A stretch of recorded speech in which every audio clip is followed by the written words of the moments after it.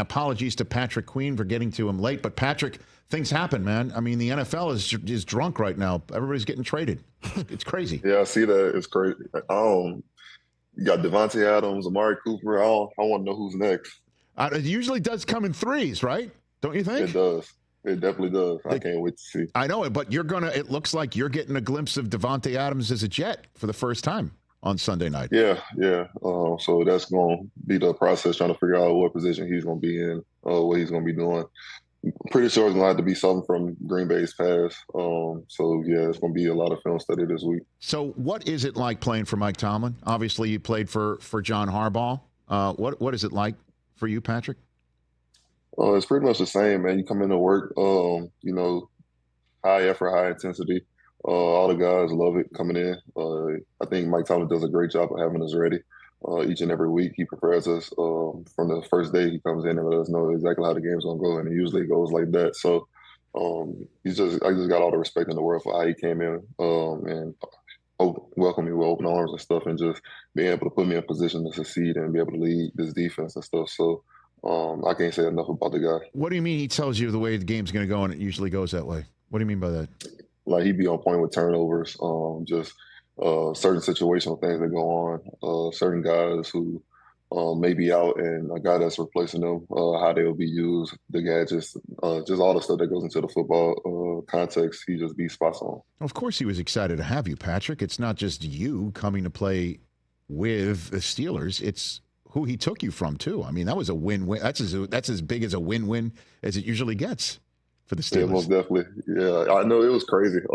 Just getting that call from the Steelers day one, it was just weird. Because I definitely did not expect Pittsburgh to be calling. It was crazy though. We was talking like when I was younger. The two teams that you always used on Madden was New England and Pittsburgh, and it's just crazy how that stuff works out. So who did you play? Were you James Harrison? Is that who you were playing on Madden? Troy Polamalu. Troy Polamalu. Just okay. The hair, 43, the savviness. You had to. So you would play Troy Polamalu in a video game, and now you're playing for the Steelers for real. So did it really take you a second to wrap your arms around not playing for the Ravens, but playing for the team that you probably were most, if you will, trained to beat for the Ravens? Yeah, it took me like 2 weeks. Honestly, it was just so crazy. Like all the bonds that you build with the teammates and the coaches and stuff, it's hard to get over that stuff. And then just not knowing what to expect going into a new organization with different people that you played against, people that you had high animosity towards and stuff. So just going to the other side definitely was crazy at first. So what do you think? Again, I know there's a lot of football between now and week 11 and obviously week 16 when you're slated to have a Sunday night game in Baltimore. What do you think it's going to feel like to go against the Ravens as a Steeler, Patrick? It's going to be incredible. I think I don't think I know I'm going to get a lot of F-bombs and stuff. So I'm looking forward to that and stuff. But no, I can't wait. That's the type of football I like to play. I know them real well, obviously, and stuff. And I know the type of football they like to play. So I definitely can't wait for that matchup. What's it like playing in the level behind T.J. Watt, Patrick? It's insane. I don't know, man. It's just, you can't even describe it, bro. He's so good. He's the best in the NFL to me, the best player all around. I don't think that's a discussion that needs to be had. Just being able to go out there on the field, and we talking about forcing a fumble, and then 2 plays later he does it. Like, it's just stuff like that you don't really get to, like, the outside person don't get to know. But that guy, he's always thinking about the ball. He's always thinking about being a playmaker. And when we got a guy like that, man, it just makes our job so much easier. What about during the week? What's it like being around him during the week? He prepares. Most people don't know, he's really like a funny guy. Like, he has like slick things he'll say. He always just, egging stuff on and stuff. But when it comes time to like prepare for football, he's always dialed in. He coming with stuff that we need to know about the offense.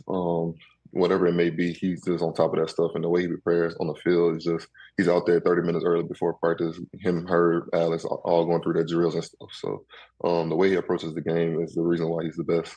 So what do you mean? What do you mean he stirs stuff up, egg stuff on? What do you mean, Patrick? Yeah, like, we'll be sitting there at the lunch table or something, and we'll be talking, like, say me and E-Rob having a conversation. He'll come in and just be like, nobody asks you that. Like just stupid stuff like that, like random stuff like that, just to try to get on somebody's nerves. Oh, so he'll just and again, you know, I know it's dangerous for me to ask questions like this.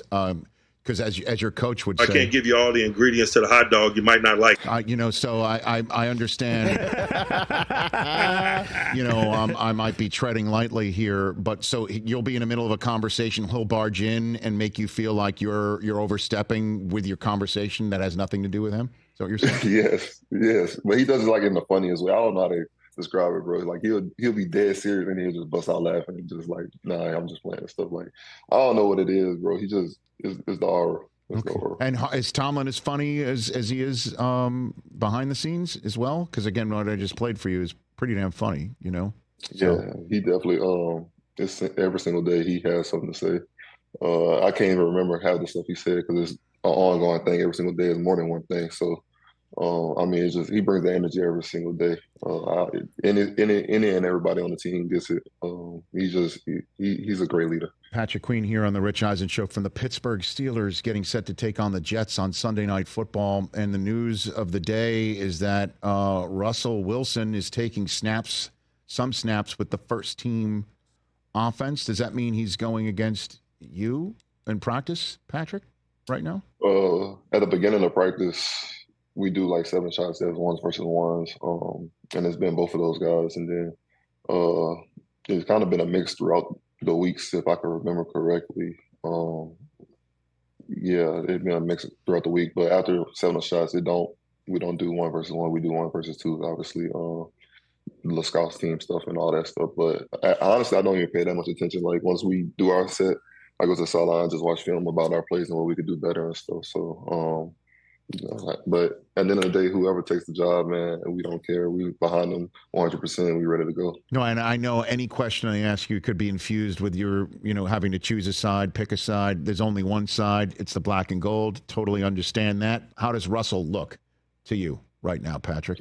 He looks great. You know, and we'll see once game time comes if he is a starter. If I don't know what's going on, like all the stuff that's been put out there and stuff. So he looked incredible.